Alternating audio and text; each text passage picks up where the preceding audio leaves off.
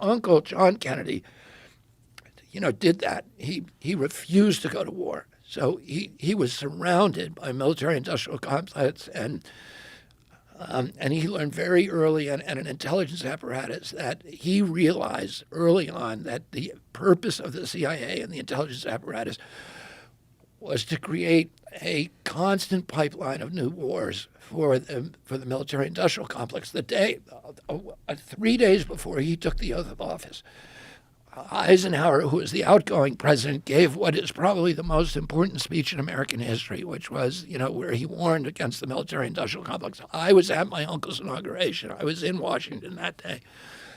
I was a 6-year-old boy, and I was sitting on the stands behind him, in front of him during his inauguration. And he understood that. And 2 months later, the military and intelligence came to him and said, "We got to invade Cuba." And he was like, "I'm not going to Cuba, and I'm not going to let the military." And they said, "Well, we got all these Cubans trained, and they're going to go attack Castro." And he said, "Well, we can't. The U.S. government can't be doing that. We can't be attacking. I don't like what Castro's doing down there, but it's not the United States' job to dictate what kind of governments other countries have." And they said, well, as soon as they land, there's going to be a big revolution. Everybody's going to rise up, and they're going to overthrow Castro. And he said, "Well, you can't use the U.S. military." And they ended up bringing those guys over with United Fruit boats. And in the middle of it, in the night, they came to him and said, "They're getting wiped out on the beach, and you need to send in the military and invade." And he said, "We're not going to do it." And he stepped out of that meeting, and he realized they had been lying to him and trying to trick him. And he said, "I want to take the CIA and shatter it into 1,000 pieces and scatter it to the winds." And then, for the next 1,000 days of his presidency, he was at war with his military and intelligence apparatus. They tried to get him to go into Laos. He said no.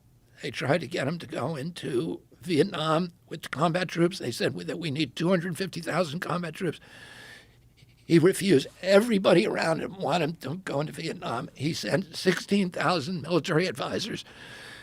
That's fewer people than he sent to get James Meredith into Ole Miss in Jackson, Mississippi, to get one black man into school. He sent fewer in Vietnam. They weren't allowed to fight. Many of them did. They violated the rules of engagement. In October of 1963, he heard that some of his Green Berets had been killed over there. And he said, "I want a total casualty list from Vietnam." And his aide came to him and said, 75 Americans have died. He said, "That's too many." And he signed that day a national security order ordering all troops out of Vietnam, U.S. troops. The first 1,000 over the next month, and then the rest by the beginning of 1965. And then a month later, he was killed. So, but what his view is that he believed that the view of Americans abroad should not be, a soldier with a gun. It should be a Peace Corps volunteer building, wells, and it should be USAID helping poor people, and it should be Alliance for Progress building middle class. And that's what he did. And he started the Kennedy Milk Program to give nutrition to poor kids all over the world. As a result of that, in Africa today, there are more statues to John Kennedy, more boulevards named after him, more hospitals, schools, universities, avenues in all the major cities named after him than any other president. And that is the Chinese have taken that template and done the same thing now. And they are, all these countries that were supposedly allied with us are now realigning with the Chinese, and they're switching to their currency because the Chinese are not there to kill people. They're there, to build roads, to build universities, to build colleges. And it turns out that people like that a lot more.